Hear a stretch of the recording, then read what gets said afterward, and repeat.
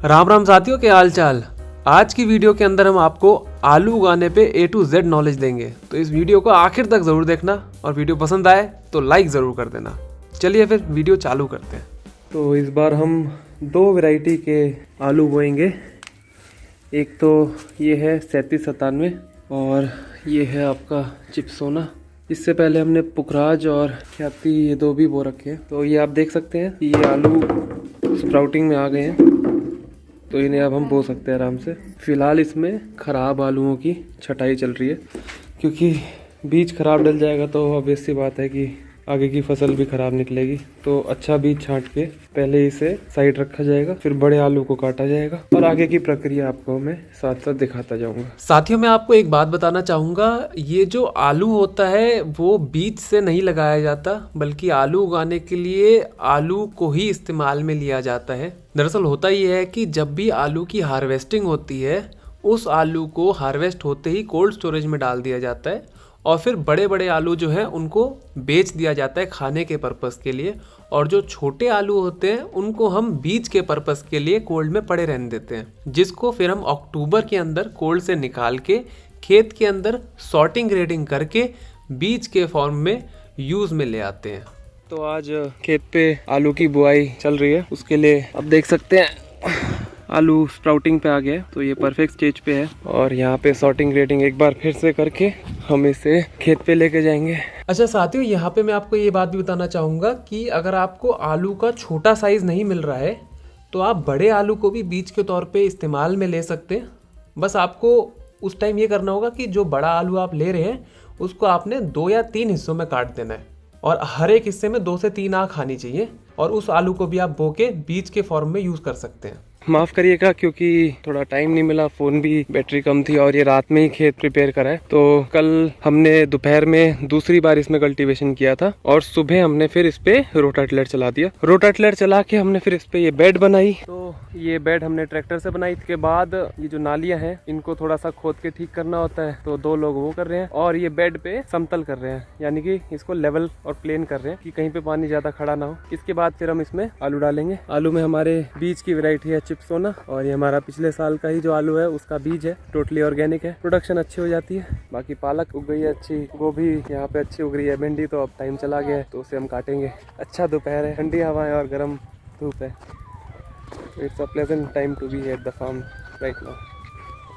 साथियों, मैं आपको यहाँ पे बताना चाहूँगा कि आलू लगाने के लिए लैंड प्रिपरेशन यानी कि ज़मीन को तैयार करते हुए हमें सबसे पहले तो ये ध्यान रखना है कि हम गहरी जुताई करेंगे।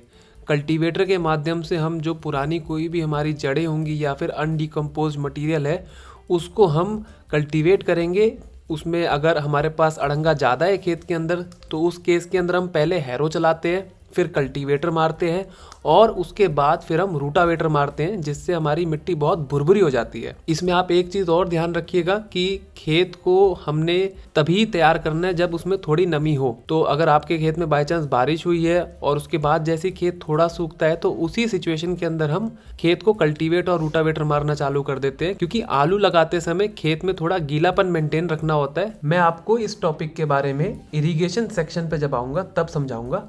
अभी आप ये समझ लीजिए कि जब आप रूटावेटर चला देंगे उसके बाद आपने खेत में बेड बनानी है। अपने बेड की आपकी चौड़ाई 2 से 2.5 फुट तक की जा सकती है, डिपेंड करता है कि आपका इरिगेशन मेथड क्या है। उसके हिसाब से आप बेड की विड्थ और लेंथ को चेंज भी कर सकते हैं। तो जी, अब बात करते हैं कि हमने अपना जब खेत तैयार कर लिया तो उसके बाद हमने बुआई कैसे करनी है। साथियों, आलू जो है उसको हमें ज्यादा गहरा नहीं लगाना होता है। ये हमारा 2 से 3 इंची गहराई में बोया जाता है। और प्लांट टू प्लांट स्पेसिंग की बात करें तो एक आलू से दूसरे आलू के बीच में करीब करीब 6-7 इंची तक आप गैप रख सकते हैं। फिर आलू को बोने के बाद हम उसको मिट्टी से इस तरीके से ढक देंगे। हाँ, इसमें ये चीज़ का ज़रूर ध्यान रखना आप कि आलू जो आप बो रहे हैं उसको नाली के बिल्कुल साइड में सटा के मत लगाना। जहाँ पे भी हमारी नाली एंड हो रही है उससे 3 से 4 इंची अंदर की तरफ बेड पे आपने आलू को लगाना है। ऐसा मैं इसलिए बोल रहा हूँ क्योंकि जब भी आप पानी लगाएंगे तो आपकी बेड थोड़ी सी इरोजन के माध्यम से पतली हो जाएगी। तो आपने आलू को बेड के अंदर लगाना है, नाली से 4 से 5 इंची अंदर।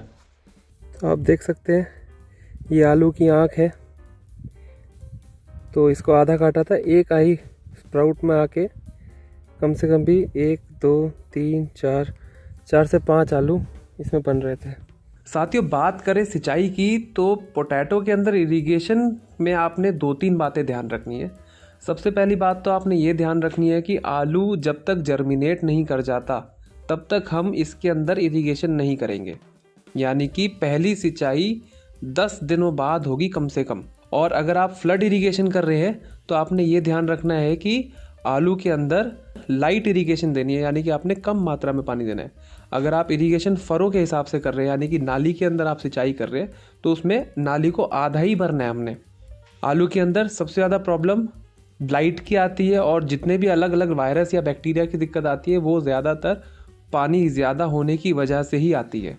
इसीलिए आलू को हमेशा बेड पे लगाना चाहिए और कम पानी देना चाहिए। तो भाई, आलू के अंदर बहुत लोग बोलते हैं कि आलू हरे क्यों हो जाते हैं। आलू हरे होने का सबसे नंबर 1 रीज़न यही होता है कि डेवलपिंग के स्टेज पे आलू के ऊपर अगर धूप पड़ जाए तो जहाँ जहाँ धूप पड़ती है वहाँ पे आलू आपका थोड़ा हरा हो जाता है। इसका इलाज ये है कि मिट्टी को चढ़वाना पड़ता है। तो हमारे आलू पे जैसे ये है बेड है, इसके अंदर मिट्टी से पानी लग के आपका ये बेड छोटी हो गई है, इसलिए आलू बाहर निकल रहे हैं और उन पे धूप पड़ रही है। धूप पड़ने की वजह से ये आलू हरे हो जाएंगे। साथियों, अगर बात करें कि आलू का ग्रोइंग टाइम क्या होता है, यानी कि किस मौसम में लगाई जाती है, तो मैं आपको ये बात बताना चाहूँगा कि हिंदुस्तान के अंदर आलू कोने कोने में लगाया जाता है। सबसे ज़्यादा वाइड स्प्रेड क्रॉप है, खाई भी सबसे ज़्यादा आलू जाती है हिंदुस्तान के अंदर। लेकिन हाँ, आलू उगाने का अलग अलग जोन्स के अंदर अलग अलग टाइमिंग होती है। हमारे इलाके के अंदर अक्टूबर से लेकर नवंबर के बीच में आलू लगाया जाता है, दिवाली से पहले पहले। और ऐसे के अंदर अक्टूबर 15 के अराउंड नॉर्दर्न बेल्ट के अंदर टेम्परेचर 25 से 30 डिग्री के बीच में आ जाता है। और ये टेम्परेचर बहुत ही अच्छा है आलू की शूट्स के ग्रोथ के लिए, यानी कि फॉलिएज जो है, पत्ते हैं, उनकी ग्रोथ अच्छी होती है। वहीं पर ही जब आलू फॉर्मेशन चालू होती है, यानी कि रूट डेवलपमेंट चालू होती है, तब तक हमारे यहाँ पे टेम्परेचर 5 से लेकर 10-15 के बीच में आ जाता है, क्योंकि आलू की यहाँ रूट फॉर्मेशन दिसंबर से लेकर जनवरी के बीच में होती है। तो आप अपने इलाके से इस बात को ध्यान रखते हुए ये टाइमिंग डिसाइड कर सकते हैं कि आपके इलाके में कब आलू लगाया जाता है। तो इस टेम्परेचर को नोट करते हुए आप अपने एरिया के अंदर अपने मौसम के हिसाब से टाइमिंग सेट कर सकते हैं कि आपने इस मौसम में अपने इलाके में खेती करनी है आलू की। फॉर एग्जाम्पल, हमारे नॉर्दर्न प्लेन्स के अंदर अक्टूबर के अंदर मौसम आता है जब 25 से 30 डिग्री सेल्सियस होता है, तो हम इस टाइम पे बुआई करते हैं। और जब रूट फॉर्मेशन का टाइम आता है, यानी कि आलू की डेवलपमेंट स्टेज का टाइम आता है, तो उस समय नवंबर दिसंबर के अंदर और ठंडी पड़ने लग जाती है। तो इसीलिए हमारे यहाँ पे नॉर्दर्न प्लेन्स में, हरियाणा, पंजाब, यूपी की बेल्ट में सर्दियों के अंदर आलू की बुआई होती है।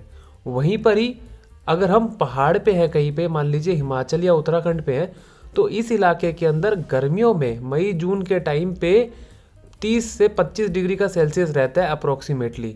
तो यहाँ पे आलू की बुआई गर्मियों में होती है, क्योंकि यहाँ पे टेम्परेचर गर्मियों के अंदर ही ऐसा बनता है कि 25 डिग्री के करीब वो पहुँचने लग जाता है, क्योंकि उसके बाद तो बहुत ज़्यादा ठंड हो जाती है सर्दियों में। तो ये आपको थोड़ा अपने एरिया के हिसाब से देखना पड़ेगा कि आपके एरिया में कब बेस्ट टाइमिंग है आलू को उगाने की। साथियों, हो सकता है कि आपके मन में अभी सवाल आ रहा हो कि हमें ये पता कैसे चलेगा कि हमारा आलू ज़मीन के नीचे तैयार हो गया या नहीं हो गया। अब जब कोई चीज़ ऊपर होती है ज़मीन के, वो तो दिख जाती है कि टमाटर पकने लग गया है या फिर हमारी कोई और चीज़ तैयार हो गई है हार्वेस्टिंग के लिए। लेकिन ज़मीन के नीचे अगर कोई चीज़ है तो उसके अंदर हम कैसे पता लगाएं कि इसको हार्वेस्ट करें या अभी और थोड़ा टाइम रुके। देखिए, आलू के अंदर मैं आपको सीधा सीधा हिसाब बताता हूँ। आलू में आप 2 टाइम पे हार्वेस्टिंग कर सकते हैं। जब भी आप अपने आलू के पौधे को देखेंगे और उसके ऊपर अगर फूल बनने लग गए हैं, तो आप ये समझ जाइए कि अगर इस पे ऊपर फूल है तो नीचे जड़ों में आलू बनने लग गए हैं या फिर बन चुके हैं। इस स्टेज पे अगर आप आलू को खोद लेते हैं तो वो आपका थोड़ा कच्चा आलू होता है। इसके अंदर आपको हो सकता है साइज तो मिल जाएगा, लेकिन फिर भी इस आलू के अंदर आपको शेल्फ लाइफ नहीं मिलेगी। माने कि आपको आलू जो आप ये उखाड़ेंगे वो वाला आलू आपका 2 से 3 हफ्ते से ज़्यादा टिक नहीं पाएगा, क्योंकि अभी ये कच्चा आलू है, जिसे नया आलू भी बोलते हैं। और जो ये वाले आलू की स्टेज है जिसके अंदर आप आलू को अभी हार्वेस्ट कर सकते हैं, लेकिन अभी आलू को स्टोर नहीं कर सकते। ये वाला आपका आलू 90 दिनों के अंदर लगभग तैयार हो जाता है खुदाई के लिए। लेकिन अगर आपको आलू को स्टोर करना है कोल्ड के अंदर या फिर लंबे टाइम तक आपको उसकी शेल्फ लाइफ बढ़ानी है, तो ऐसे के अंदर आप उस आलू को ज़मीन के अंदर ही रहने दीजिए और तब तक रहने दीजिए जब तक ऊपर का पूरा तना सूख ना जाए। इसमें आपने ये भी ध्यान रखना है कि आपने आलू को पानी नहीं देना है लास्ट के 1 महीने बिल्कुल भी, नहीं तो आपका आलू बिल्कुल ख़राब हो जाएगा। और हाँ, एक चीज़ का और ध्यान रखना कि अगर ऐसे स्टेज के अंदर जब आप खेत में सूखा देना चाह रहे हैं आलू का तना सुखाने के लिए और ऊपर से राम जी बरस जाते हैं, तो ऐसे में आपका आलू का बहुत नुकसान भी हो सकता है।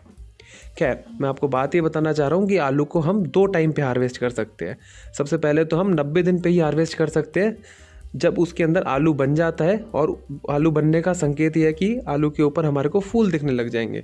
साथियों, अगर अब हम आलू की हार्वेस्टिंग की बात करें तो अक्सर जब छोटे स्केल पे आलू को लगाया जाता है तो उसे हाथों से या फिर खुरपी या कस्सी से खोद के निकाल लिया जाता है। पर आलू को जब हम खुरपी या कस्सी से या फावड़े से खोद के निकालते हैं तो उसमें अक्सर खुरपी से आलू कट जाता है और कुछ परसेंटेज आलू बिकने लायक नहीं रह पाता क्योंकि उस आलू पे कट्स पड़ जाते हैं। तो इसीलिए जब लार्ज स्केल पे आलू करते हैं तो हम ट्रैक्टर के पीछे एक स्पेशलाइज्ड मशीन लगाते हैं जो अपने आप आलू को खोद के मिट्टी से बाहर निकाल के इकट्ठा करती जाती है। पर हमारी अभी ये सिचुएशन थी कि हमारे पास पीछे की वो अटैचमेंट थी नहीं और आलू को खोदना जरूरी था, तो हमने जुगाड़ लगा के जो हमारी बेड मेकर अटैचमेंट है उसी को हमने आलू को खोदने के लिए यूज में लिया। इससे थोड़े से हमारे आलू तो कटे लेकिन फिर भी हमारे पास आलू ठीक से निकल आया। पापा जी ने एक काम अच्छा किया है कि ये इस मशीन से आलू बढ़िया से खुद गए हैं, काफ़ी लेबर की बचत होगी। लेकिन एक काम उन्होंने बहुत ख़राब कर दिया है, जो कि हमारे यहाँ पे सरसों थी उस पर चढ़ा दिया अपना ट्रैक्टर। ये नए जो भी होते हैं ना खिलाड़ी, ये ऐसे होते हैं। हम चलाएंगे ट्रैक्टर कल, अभी तो थोड़ा काम है तो काम निपटाते हैं फिर आते हैं आपके पास, ठीक है। जैसा कि आप देख सकते हैं सुबह सुबह ही हम आलू खोदना चालू कर चुके हैं क्योंकि और भी बहुत काम है जो पेंडिंग है। नए सीज़न की सब्जियों की बुआई अभी रहती है। जैसा कि आप देख सकते हैं यहाँ पे हम ऐसे इसे अच्छे से साफ करके ऐसा डिवाइडर सा बना के ऐसे हम अभी आलू को 2 दिन तक स्टोर करके रखेंगे, थोड़ा सुखाएंगे। उसके बाद इसकी सॉर्टिंग, ग्रेडिंग और पैकेजिंग चालू होगी। इसी आलू को हम साल भर स्टोर करके रखते हैं क्योंकि आलू एक ही बार खुदता है और साल भर बिक्री के लिए हमें स्टोर करके रखना पड़ता है। शौर्या, क्या हाल चाल? सर मैं बहुत बढ़िया हूँ। बहुत बढ़िया, हम भी यहाँ से बहुत बढ़िया। आप गाजियाबाद से बोल रहे हैं शायद? ये सर दिल्ली एनसीआर एरिया से। अच्छा, बहुत बढ़िया। तो क्या कर रहे हैं, कैसे हैं, कुछ बताइए अपने बारे में। अभी सर मैं 11th क्लास में हूँ और मैं ऑर्गेनिक फार्मिंग बहुत छोटे लेवल पे भी टेरेस पे अपने प्रैक्टिस कर रहा हूँ और मतलब थोड़ा थोड़ा धीरे धीरे करके ग्रेजुअली। नहीं, बहुत अच्छा है। अपने लिए तो उगा ही रहे हो ना? हाँ बिल्कुल सर। बस फिर ये है कि शहर में रहते हुए भी आप एक अच्छा ऑर्गेनिक खाना खा पा रहे हैं, वो अमृत है। तो आपने आज के व्लॉग में इकोसिस्टम सर्विसेज पे हमारा सवाल था, उसका जवाब भी अच्छे से दिया है और उस पर लाइक भी सबसे ज्यादा आया है, आई थिंक 70 है। तो हाँ, वो तो याद होगा ना, हर दोस्त से पकड़ के करवाए हैं। तो इससे भी और अच्छी अच्छी बातें आपको कोर्स में पता लगेंगी, तो वो आपको मिल रहा है, कल सुबह तक मोस्ट प्रोबेबली हो जाएगा। तो कैसा लग रहा है? बहुत अच्छा सर, बहुत अच्छा। मैं बहुत एक्सपेक्ट कर रहा था ये उसमें जाए। चलो बहुत बढ़िया, ठीक है। फिर कल सुबह 8 बजे मिलते हैं फिर कल के ब्लॉग में। जी सर। ठीक है जी, good night, thank you. Good night sir, welcome. तो साथियों, आज गिव अवे के कॉन्टेस्ट का सवाल ये है, हमने ब्लॉग में आलू की बात करी है। आलू उगाना आपको आई थिंक काफ़ी अच्छे से आइडिया लग ही गया होगा वीडियो देख के। तो अब मेरा सवाल ये है कि आलू को उखाड़ने के बाद उसकी शेल्फ लाइफ बढ़ाने के हमारे पास क्या क्या ऑप्शंस हैं। सही जवाब आप कमेंट में लिखिएगा। उस सही जवाब को जिसमें #ऑर्गेनिक लिखा हुआ है और सबसे ज़्यादा लाइक आए हुए हैं, उसको हम कल के व्लॉग के अंदर विजेता घोषित करेंगे। तो फिर मिलते हैं कल सुबह 8 बजे। तब तक के लिए ध्यान रखिएगा। जय हिंद, जय जवान, जय किसान, राम राम।